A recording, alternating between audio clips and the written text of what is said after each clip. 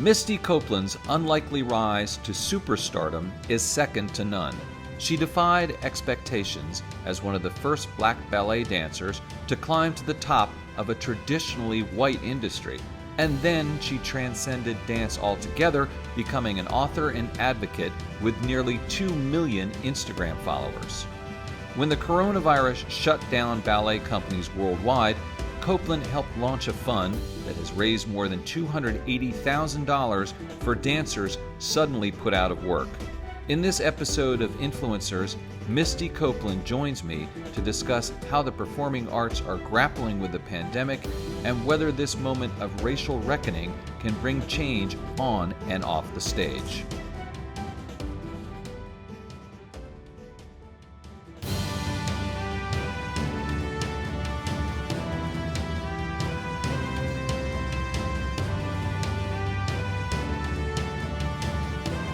Hello and welcome to Influencers. I'm Andy Serwer, and welcome to our guest, Misty Copeland, principal dancer at the American Ballet Theater, co-founder of the entertainment company Life in Motion Productions, and author of the forthcoming children's book, Bunheads. Misty, nice to see you. Hi, thank you so much for having me. There's so much to talk about, but let's start off with the coronavirus and the arts, and talk about ballet companies canceling their seasons, including yours. What has been the impact on the artistic communities, specifically ballet, when it comes to coronavirus? Wow. I feel like a lot of the impact we haven't even seen yet. I feel like it's going to impact us for a couple of years to come. I think more so than anything, it's been difficult for people who spend their days, spend their lives invested in this art form, and we're very physical people. I mean, we spend hours at a time partnering one another and in very intimate environments. So to be just yanked out of that and not have that personal human connection, I think is a bit shocking, emotionally, psychologically. But, logically, just like so many people in the world, dancers have been furloughed. There's no way of making money right now when the theaters are shut down. So, it's been really difficult to be confined to these small places and not be able to keep up our training, which, it's the same way that any professional football player or basketball player. And I know a lot of them have training facilities in their homes and access to that, but dancers don't make that kind of money. So trying to maintain staying in shape and at a level to be able to kind of jump out of this whenever we can is pretty impossible. So, part of my journey during COVID has really been to try and lend my platform and my voice to be able to help dancers who are without jobs, who are struggling to keep food on the table, a roof over their head, through an initiative that I helped to start called Swans for Relief, to get funds out to different dancers from companies all over the world. So I think in the long run that the dance world's going to learn from this, because we've never really been pushed to have a virtual presence. And I think this is kind of going to make us step up our game and be able to access more people around the world by having a virtual presence. Yeah, what's the path forward here, Misty, both in the short and intermediate term? Some are turning to outdoor performances, say theaters and concerts. Do you feel comfortable doing that? Have you done that, or would you do that? I have not experienced it in this time. I have done it throughout my career. I think the hard thing is finding more of those types of venues, but I do think that that's a direction that we should be headed. Just from my own experiences, some of the projects I'm working on with my production company, I've already been exploring before this pandemic hit, exploring that type of performance where you're actually going into communities so that those communities feel like they're a part of it, because ballet can be so exclusive, and a lot of people, especially in the Black community, just haven't often felt like it was their world. And so I think this is a big window and an incredible opportunity for the dance world to be able to step up and really invite more people into our world. So I think that outdoor performances are definitely something that we should all be looking at. And even if you can open up your window, I'm like looking out my window right here on the Upper West Side in New York City, open your window and see a performance happening down in the street, I think is unbelievable. Another facet would have to be, of course, digital. And, obviously people have watched ballets on television for decades, but what about a live digital ballet? Have you considered that as well? Yeah, I mean, that's also something that has been done before. A lot of, kind of ahead of the game is of course, in Europe where ballet, started. It's a European art form.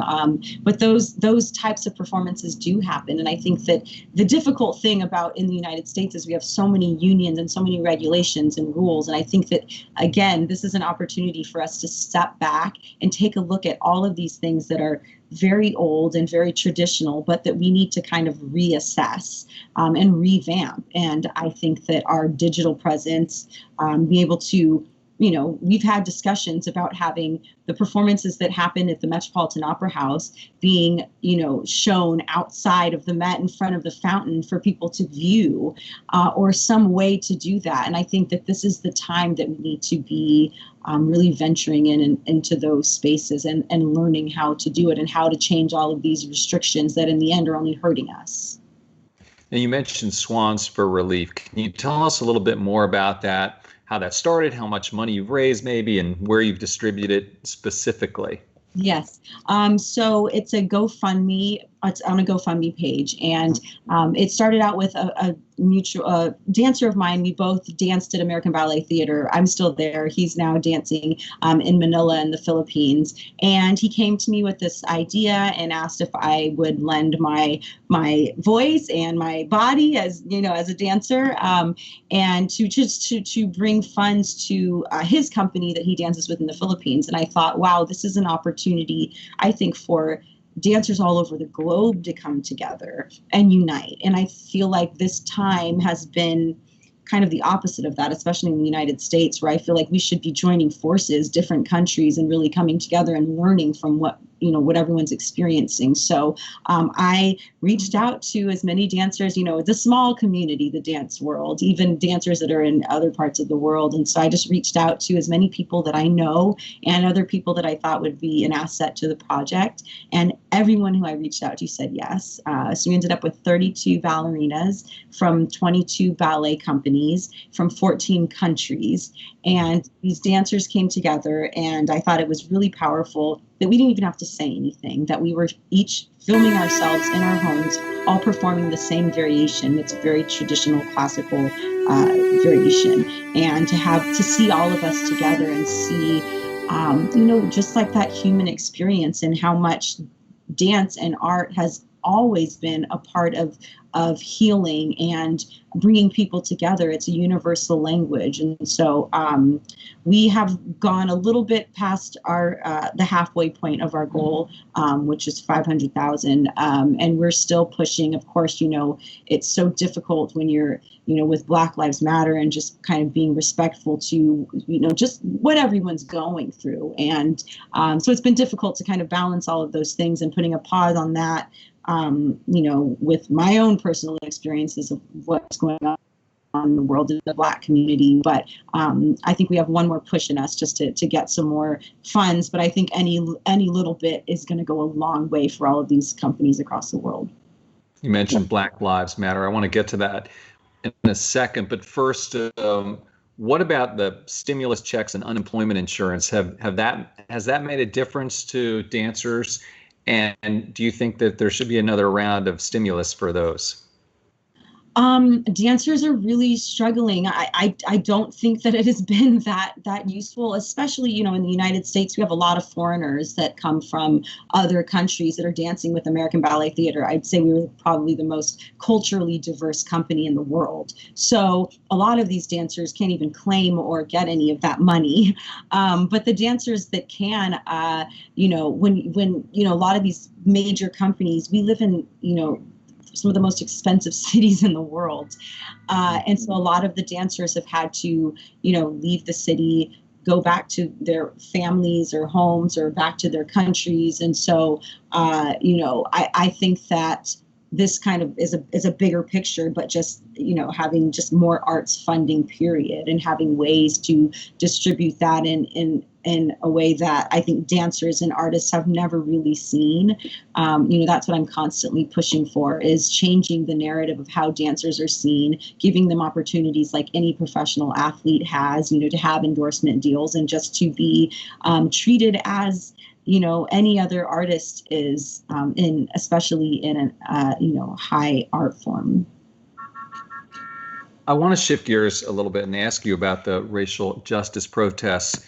What was your reaction, or your reaction present tense, to the protests in the wake of the killing of George Floyd and others? And why do you think it resonated with so many people, Black Americans, but white Americans too?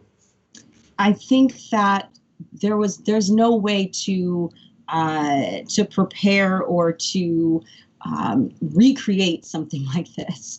I think that it was just literally the perfect storm of people feeling frustrated, of people being home because of COVID-19, and then to have to be forced to deal with what so many people can easily close their eyes to. And, I think most Black people would say that the same question, like, why now? Why are people now seeing it? This isn't the first time. This won't be the last time. And I really think that it was just these powers that came together at the right time. But, for me, it's the first time in my position that I feel like I'm truly being heard. And to me, that's a step. This has been my life's work as a dancer, speaking about racism in the world and in ballet, speaking about the lack of diversity, and to have, my company, to have the ballet world listening and to have different panels and to be able to speak about this in a way that I have before. But again, for the first time, people are really seeing it. And I think that that's what's different about this time, is that I feel like we have true allies in people from other communities and races that we've not had before.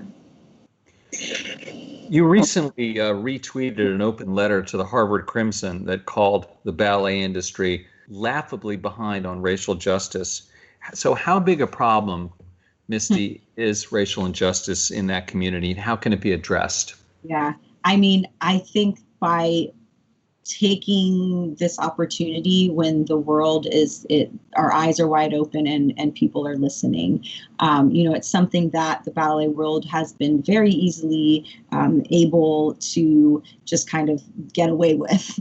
It's something that I've talked about very openly and freely, trying to be the most respectful as I can, because I know the deep-rooted traditions and history in classical dance, and especially, again, it being a European art form, and the fact that we still perform those ballets that were created in that time in Europe to this day, also just says a lot about where we are in the ballet world when it comes to racism.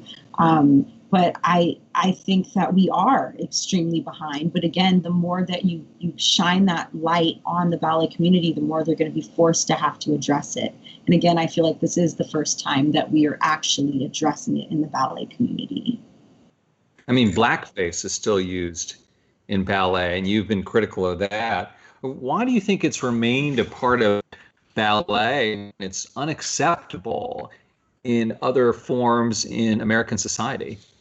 Yeah, that's the small, odd difference with the ballet world. And, there are companies in other countries, like, for instance, the Bolshoi in Russia. And, their reasoning is that that's not their history, so it doesn't have the same meaning to them. And it's like, well, the ballet is all over the world. You can go on YouTube and you can watch the Bolshoi ballet and see that. So it's not solely isolated like maybe it once was. And if you want to keep the art form alive and relevant and growing, you're going to have to open your doors to everyone. And, and all I can do is point it out and say that these things need to change, because you are, kind of neglecting an entire community or hurting an entire community. Why would they want to pay for a ticket and come into the theater when they're going to be disrespected on the stage. Misty, as a celebrity, what do you think your role is, or maybe even your obligation, to advocate for change in terms of racial justice? It's something that I feel like I've taken on solely, by myself, because I felt that it was my responsibility. It was never something that was put on me. And I don't think that it's everyone's position, or that everyone feels comfortable speaking out. Initially I got into ballet because it's a silent art form, and I was so introverted and I didn't want to speak. I wanted to express myself through movement.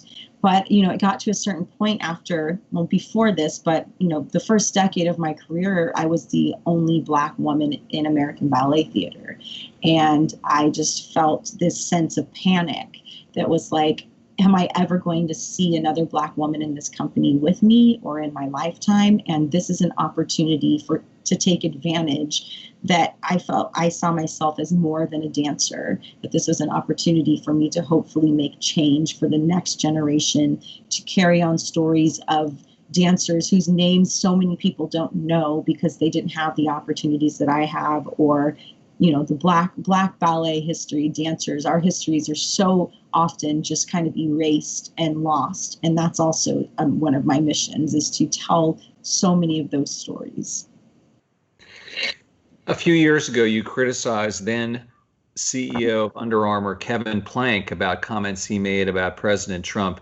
Was that difficult to do? I mean, given that you're an Under Armour athlete, and what made you make that kind of call? Yes, it was difficult in that I wanted to do it in the most respectful way. I had spoken to Kevin Plank, before releasing my statement, hearing, his intent and what he had to say. So it was never, an attack. I feel like everything that I approach, it's to open a dialogue. It's to have a conversation, and it's not just to kind of attack one-sided. I wanted to, make it clear, coming from me as a Black athlete, that was an ambassador, an athlete for Under Armour, that I don't have those same beliefs as our president, and separating it in that way, rather than just putting down Kevin Plank or saying that, we can't coexist because we have different ideas, but just to really separate myself from anything that I just don't stand for. Right. Is it difficult to sort of make this call where the head of an organization supports Trump and yet maybe use their products or somehow interact with that company or organization? It's such a hard balance. I had already been with Under Armour for years, when that happened. But I'm very cognizant of all of the brands that I'm a part of. It has to really align with who I am, and if I'm walking the walk, I need to talk the talk. And if I'm attached to a brand, it's not going to just to be seen. It's not going to be because I want to make money. It's going to be because I think it will make a difference. I think it will bring ballet to more people. It'll include more people. So it was a very difficult and unusual position to be in the midst of having been an athlete for Under Armour. But I feel like, even, Stephen Curry and myself spoke and, kind of came together on our feelings about moving forward with Under Armour and what we felt Under Armour really stood for, and that, we could coexist with different ideals. I don't know if you ever think about or get involved in anything like boycotting Goya beans over CEOs' comments on Trump's. I don't know if that's something that resonates with you. Yeah, I mean, I see it all. I hear it all. But I do my best to really stay in. I don't want to say stay in my lane, because that sounds like I'm like, just not open enough to be able to be free. But I think in using my voice in a way that I think it will be most powerful. So I'm not just kind of putting my my 2 cents into everything that comes out there that's political, but really that I think I could have a true impact on, and that really makes sense for me and means something to me. I want to go back to ballet and then ask you a little bit about some of your non-ballet pursuits.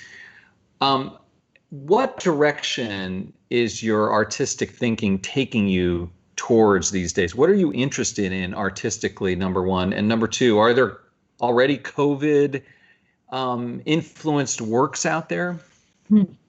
It's so interesting because I feel like a lot of the work I've been doing in the past year or two is even more relevant than it was then. It is now. I think that artists have a way of kind of like feeling out things that are going, they have a pulse on what's happening with humanity and in the world. And so I feel like we're often kind of ahead of the the game when it comes to creative concepts artistically. But I've had a lot of opportunities throughout my professional career, but they're all connected to ballet and to dance in some way. And that's definitely where I'm still headed. I have, I think, 6 books in the works right now, new books to add to my list. With the production company, a lot of the goal of, what we want to do with Life in Motion is to tell the stories of Black and brown women, to tell the stories of like people that don't have a voice or aren't often heard, and to do it in a beautiful and artistic way. And I think that the arts are a way to bring people together from all parties, political parties, and to be able to do it through a way that people can interpret things and take away something bigger than one side or the other. So in a pre-COVID, or I hope post-COVID world, Misty Copeland's life is what, ABT and Life in Motion, and how do you divide things up? And then what exactly are you doing with Life in Motion? Yeah, it's a lot. And I feel like it's been my career for like the past 10 years. So it's not really that new. I think if anything, the time with American Ballet Theater is spent doing things that I feel like I'm really excited and motivated to do. I'm approaching my 20th season with the company, so I've done a lot of the rep over and over and over again. So now I'm at a place where, when I'm on stage, I want it to be really impactful, and I want it to be something that inspires me as well as others. And then to use my time, making works that I'm excited to dance in that are created on me. But yes, it is split between just balancing. I mean, it's my poor manager. She's the one who balances my schedule and has to make it all work. But, it's a lot of sacrifice. And with COVID-19, I feel like it's been a moment for me to just step back for the first time in my whole career, and not be dancing every day, and to open up my mind and expand my artistic, creativity, in different ways, reading scripts, writing scripts, just talking to people about ideas, coming up with concepts, working on books. So it's really hard to predict what it will be like coming out of this, but it's going to be a balance of all of those things still. Right. And so Life in Motion, though, you use that to create books or artistic pieces, ballet works, or what forms are your work taking? Yes, it's film and television. There's, we also have different concepts to do more, whether it's not YouTube in particular, that platform, but online in that way, where, whether it's creating a PSA, it's something like a Swans for Relief. Eventually we may want to produce, like curating actual live performances, not necessarily all attached to ballet, but it could be just a collaboration of artists coming together.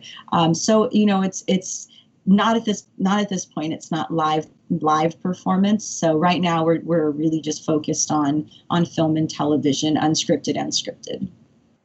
And you're looking to create art that reaches socioeconomic groups that might otherwise not be involved in the arts. Why is that important to you? Absolutely. I mean, just from my own experience, will have been in a position my entire 20 years professionally, of kind of representing people that are voiceless, not just because I'm Black, because I'm a woman, because dancers are often not even given a voice. We're told to shut up and dance.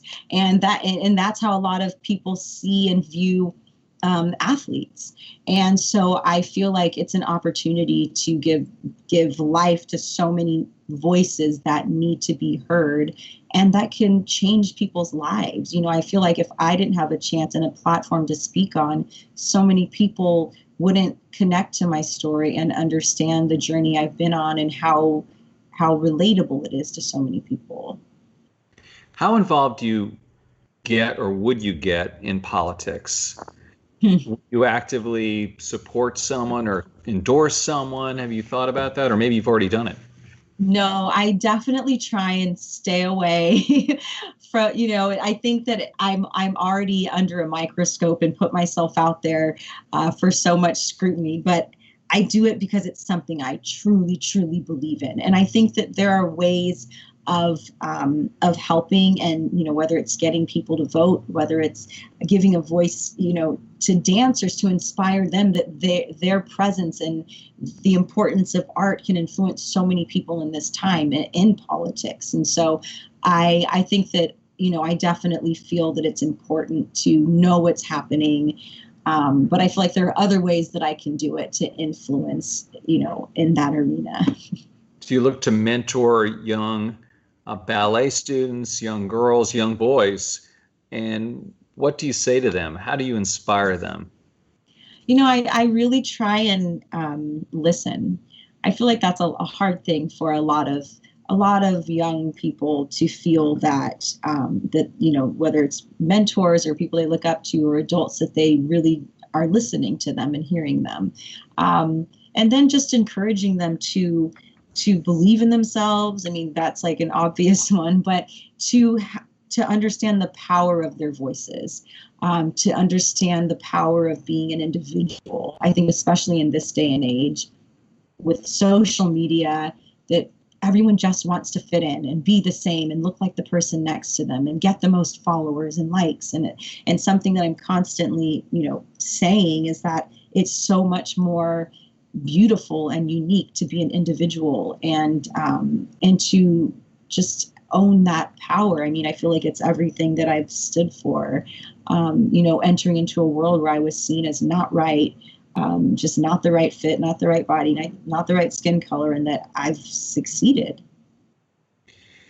I go to Lincoln Center and to the opera, the symphony, and the ballet, Carnegie Hall as well. And the audience is a lot like me, Misty, older people. And we've all talked for so many decades about trying to crack through and make it more appealing, all these art forms appealing to younger people. Have we made any inroads, and what can be done there, do you think? I mean, I guess it was, I don't know how many, maybe like 8 years ago, 7, 8 years ago now, that I saw a huge shift, at least in the audiences that are coming to American Ballet Theater's performances. The first performance I ever did of The Firebird at the Metropolitan Opera House in New York City was the first time, I think, ever that we had seen the Metropolitan Opera House more than half full of Black and brown people and young people, like babies, little, 3 and 4 year olds are sitting through an entire evening. So I think that once you open the door and you show people that they can be a part of this, that you start to change the audience when you make them feel welcome and they feel represented. But I think we have a responsibility to keep it up. It's not just one person that does that, and it's something that you have to continue to nurture. But I do have faith that it's possible. But it takes more than one person to do it. Misty Copeland, thank you very much for your time. Thank you so much for having me. I'm Andy Serwer. You've been watching Influencers. We'll see you next time.